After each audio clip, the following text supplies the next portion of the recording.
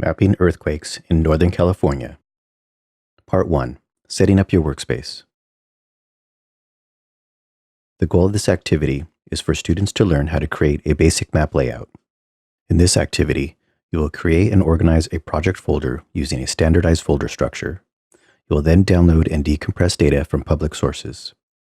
Using the data, you will create a map of earthquake magnitude in the state of California with an emphasis on Northern California.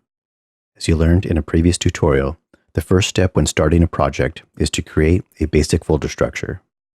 Typically, this will be placed on your local hard drive. On a personal computer, this would be the C drive.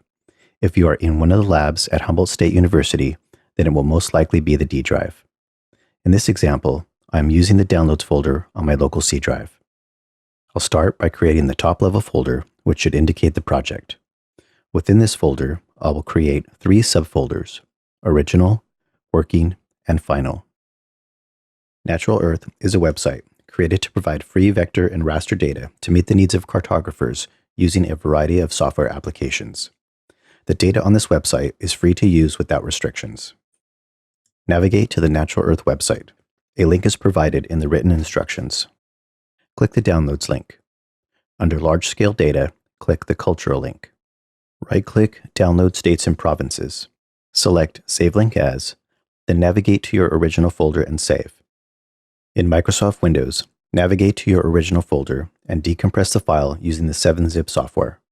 Be sure to delete the zip files when you're done decompressing them. You won't need them anymore. Eliminating them saves space and helps to avoid confusion later. In the next video, you will learn how to download data from the Northern California Earthquake Data Center.